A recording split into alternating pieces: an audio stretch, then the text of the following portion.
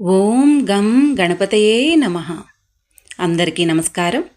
ఈరోజు ఈ వీడియోలో మనం రుణబాధలను తొలగించి కోరిన వరాలను ప్రసాదించే శ్రీ రుణమోచక గణపతి మరియు డుండు గణపతి ధ్యాన శ్లోకాలను మరియు వాటి యొక్క అర్థాలను మరియు వీటిని పఠించడం ద్వారా పొందే ప్రయోజనాలను తెలుసుకుందాం. ముందుగా శ్రీ రుణమోచక గణపతి ధ్యాన శ్లోకాన్ని చూద్దాం.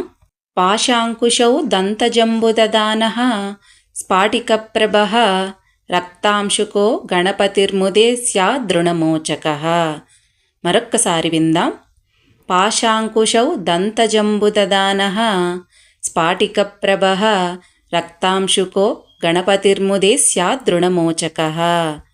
అనగా పాశం, అంకుశం, దంతం, నవజంబుకాయ చేతులలో కలిగి ఎరుపు రంగు వస్త్రాలను ధరించి స్ఫటికము వలె ప్రకాశిస్తూ రుణములను తీర్చి ఆనందాన్ని ప్రసాదించే రుణమోచక గణపతికి భక్తితో నమస్కరిస్తున్నాను.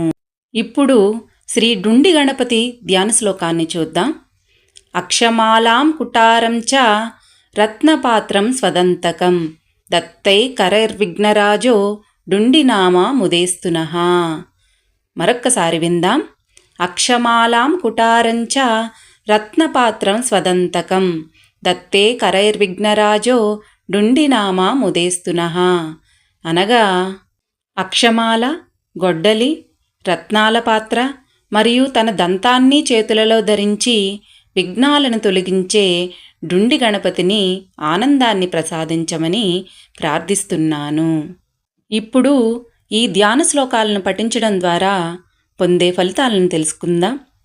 ఈ మంత్రాలను నిత్యం శ్రద్ధాభక్తులతో పఠించడం ద్వారా విఘ్నాలు తొలగును, ప్రతి పనిలో జయం కలుగును, జీవితంలో ఆనందం, మనశ్శాంతి దక్కును, తుదకు ముక్తి మార్గం లభించును.